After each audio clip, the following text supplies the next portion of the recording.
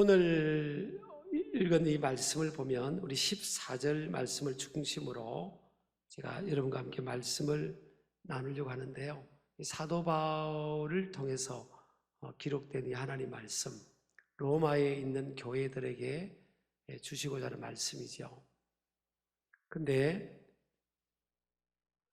자신을 소개하면서 나는 내가 빚진 자라는 겁니다. 나는 헬라인에게도 또 그렇지 않은 야만인에게도 지혜 있는 자나 어리석은 자에게도 다 내가 빚진 자라. 다라는 단어는 모든 사람이 포함되어 있는 거죠. 모든 사람, 또 어떤 주석에는 모든 민족이라고 또 해석을 해놨더라고요. 이 헬라인은 그리스인, 혈통적 그리스인만을 말하는 것이 아니라 그 당시에 문화와 철학의 대세를 이루었던 헬라 문화를 받아들여서 헬라화된 사람들, 요즘 치면 서구화된 사람들, 그런 사람들과 또 그렇지 않은 사람들, 그 모든 사람들에게 사도 바울은 자신이 빚진 자라는 겁니다. 이 빚은요, 이 빚이라는 단어는 오페일레테스라는 단어인데 의무 또 죄 이런 의미가 있습니다. 그러니까 빚을 갚아야 되는 게 옵션이 아니고 선택사항이 아니고 의무라는 거죠. 영어로도 보면 I'm obligated to both 뭐 이렇게 나와 있어요. 그러니까 obligation은 의무입니다. 의무사항이라는 거예요. 해도 되고 갚아도 되고 안 갚아도 되는 상황이 아니라 의무사항이라는 거죠.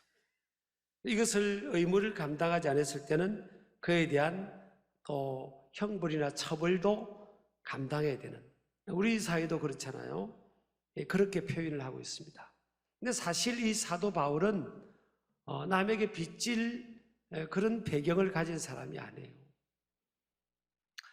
사도 바울의 가정에 대해서는 성경에 언급이 되어 있지 않습니다. 그러나 초대 교부 제롬이라든지 그런 구전이나 또 전해 내려오는 그런 내용, 전성에 의하면 사도 바울의 부모는 로마 대제국이 팔레스타인에 침입을 했을 때, 그때 팔레스타인 지역이 폐허가 됐죠.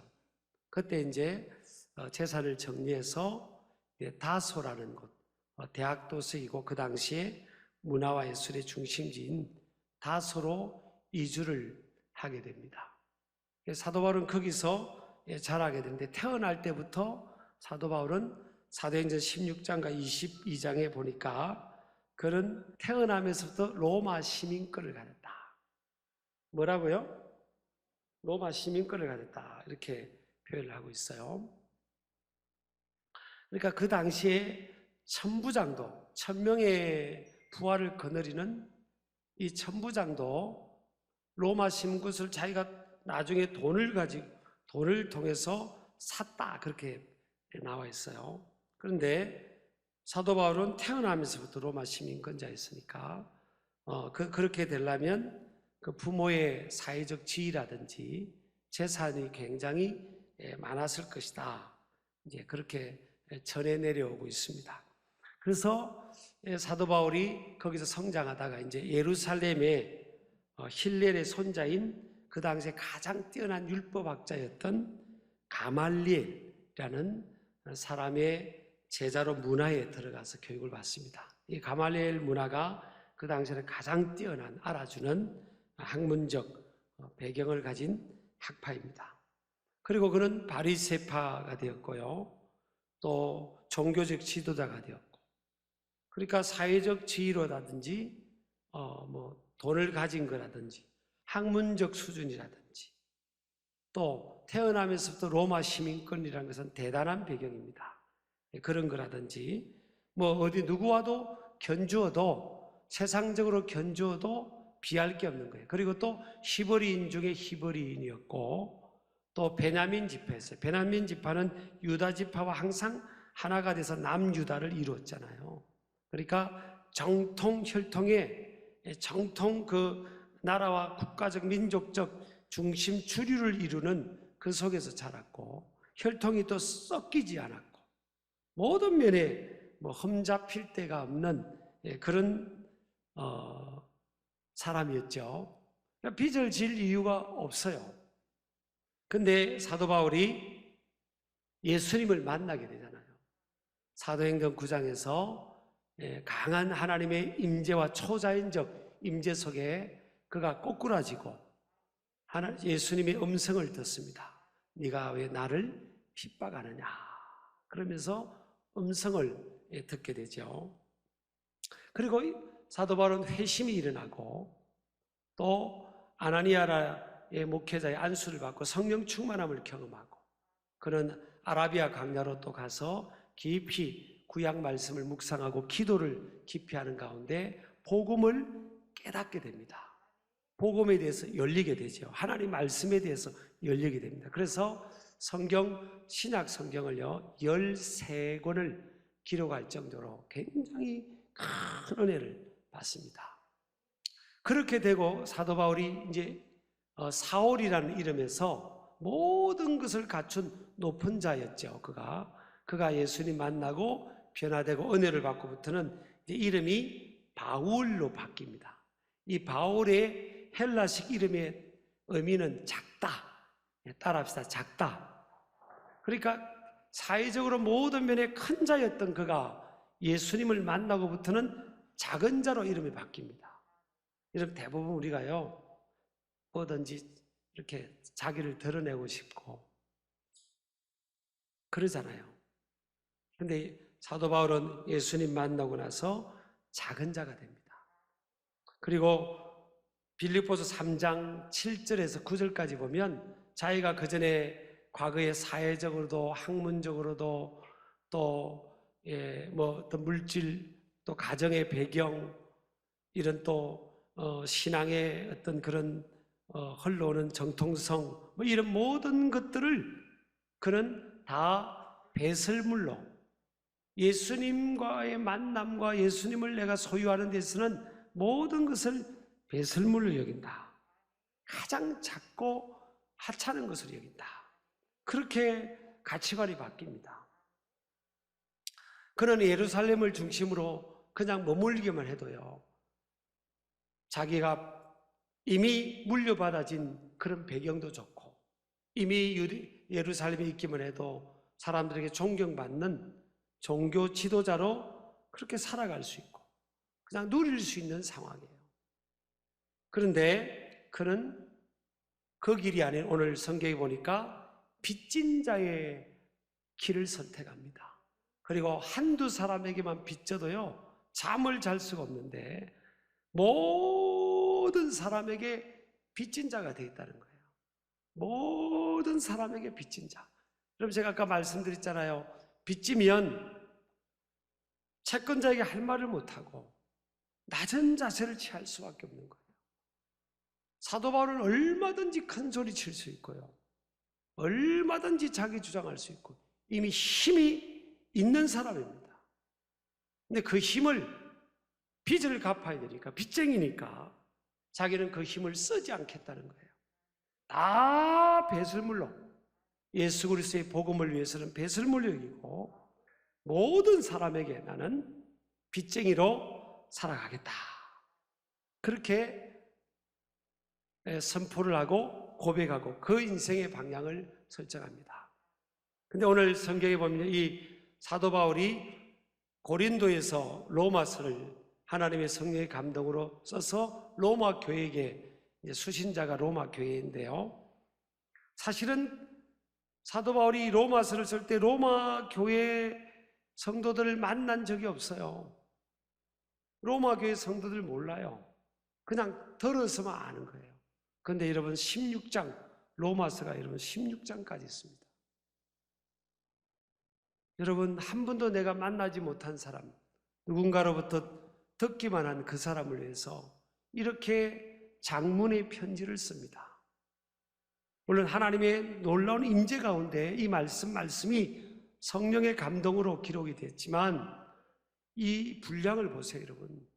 만나지 않은 사람을 위해서 이렇게 장문에 편지를 썼다니까요.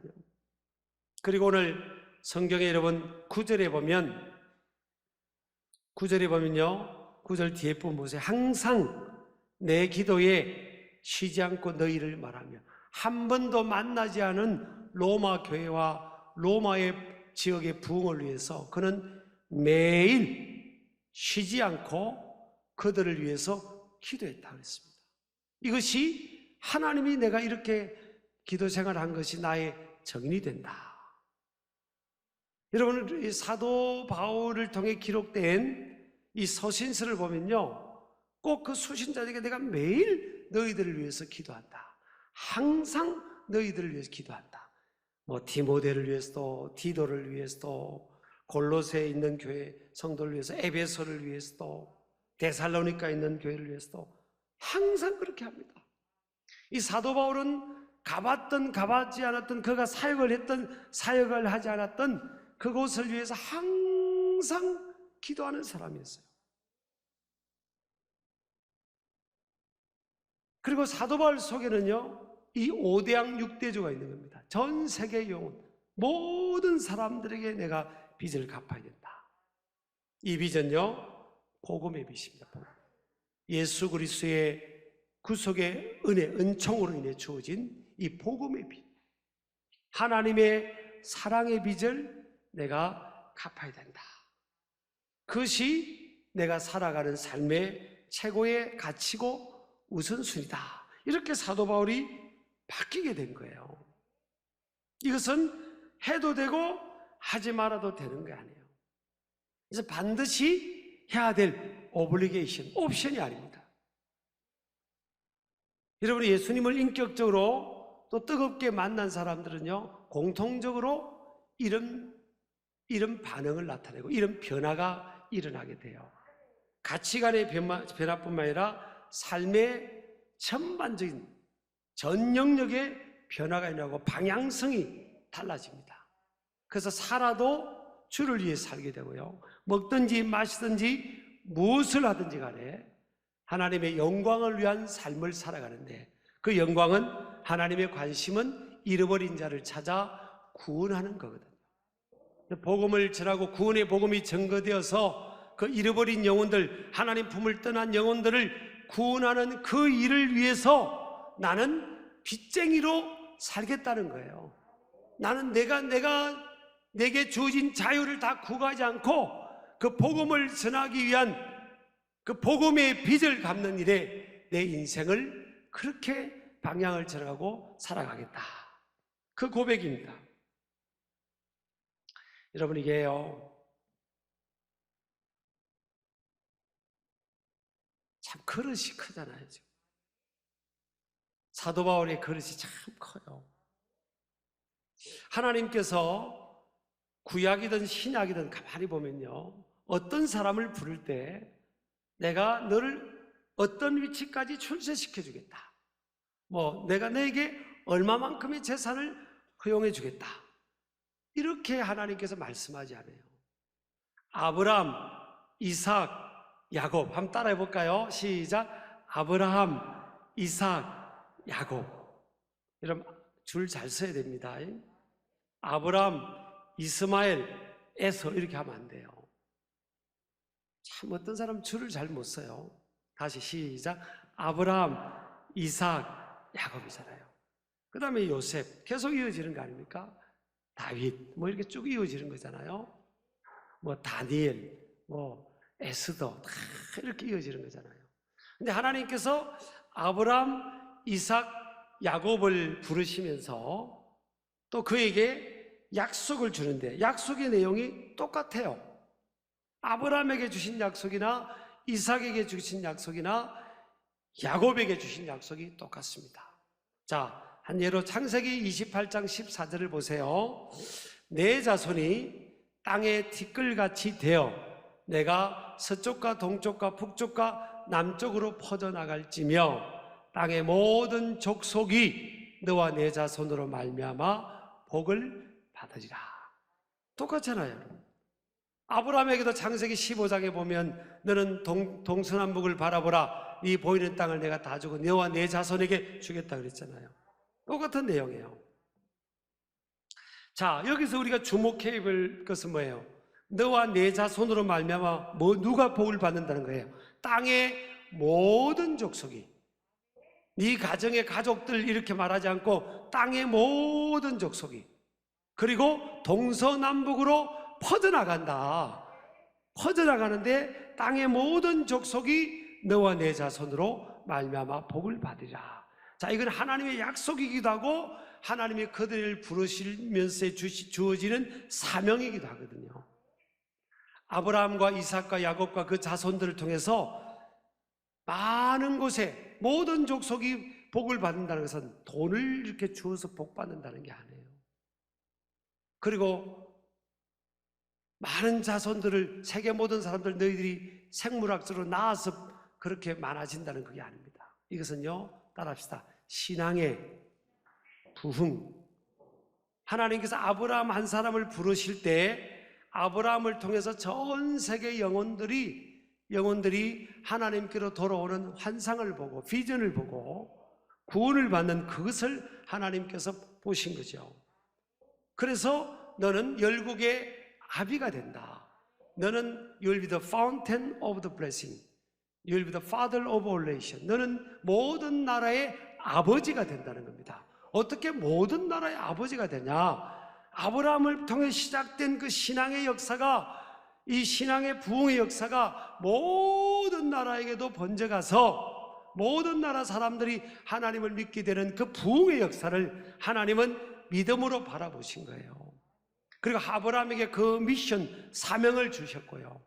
또 그 일을 하나님께서 약속하신 거죠. 그래서 아브라함, 이삭, 야곱부터 예수 그리스도도 아브라함의 그 혈통에서 나온 거 아닙니까? 참, 여러분, 이게 계속 이어져 가는 거예요. 그래서 뭐 어디까지 퍼져나간다. 너의 자손들이 퍼져나간다. 이건요, 혈통적으로 유대인들만을 말하는 게 아니에요. 유대인들이 뭐 퍼져나가진 건 아니잖아요. 이건요, 신앙적 자세를 말하는 겁니다. 우리 믿으시기 바랍니다.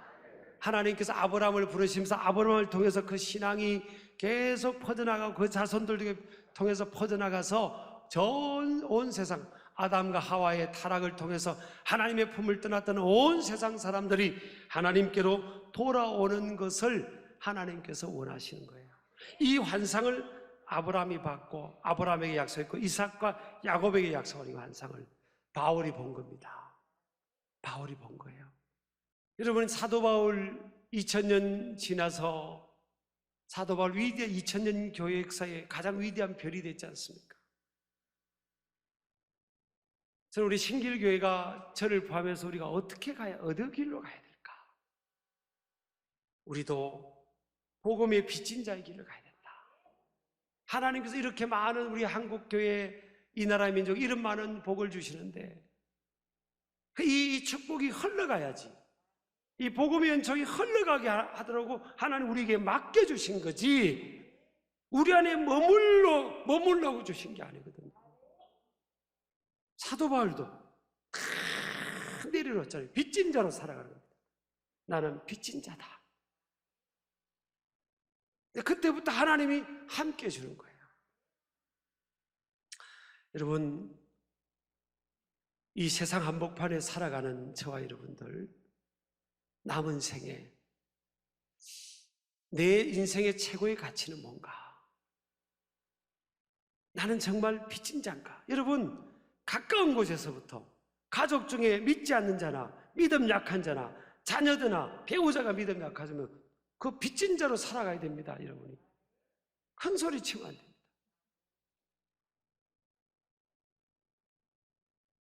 따라합시다. 나는 빚진 자다. 그 영혼을 구원하기 위해서 빚진 자가 돼야죠. 그 영혼을 구원하기 위해서 빚진 자가 돼야죠.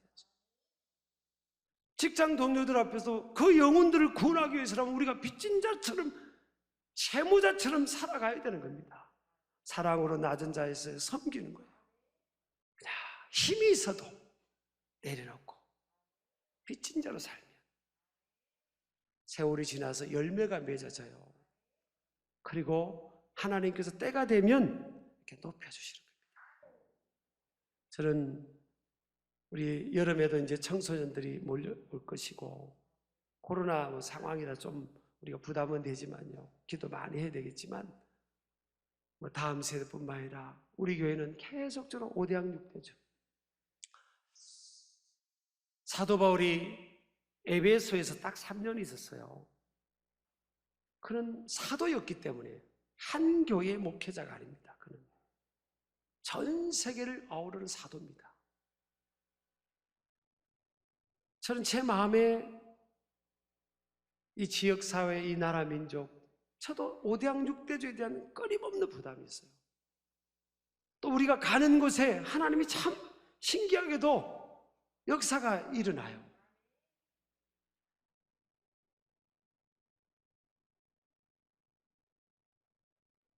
저는 우리 교회 많은 영혼들이 헌신해서 세계 선교사로도 나가고 또 그런 비전으로 살아가기를 주의 이름으로 축복합니다. 축복합니다. 저도 가을에 또 우리 9월달에는 또 중남미도 갈 겁니다. 과테말라, 니카라과요. 비행기 타는 게 참 힘들하거든요. 가야죠. 아프리카도 가야죠. 나 회개했습니다. 브라질에서 목사님 거기 와서 좀 사역에 한번 하러 오세요. 내가 막 못 가겠다고 그랬거든요. 비행기가 30몇 시간인데 아이고 난 못 가겠어요. 나중에 회개했습니다.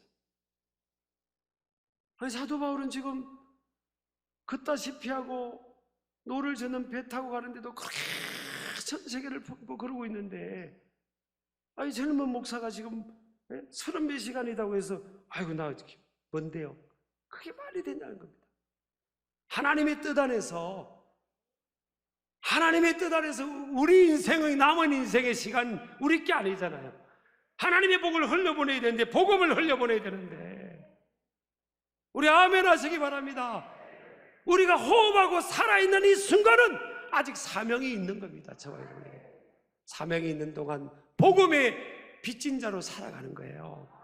그럴 때 우리 교회도 살고 저도 살고 여러분도 살고 여러분 자손들도 살아나게 될 것입니다. 우리가 물이 사해바다처럼 물이 고여버리면요, 나중에 유럽교회처럼 이 예배당에 텅텅 비는 날이 올 수도 있습니다. 한국교회가 텅텅 비는 날이 올 수 있어요.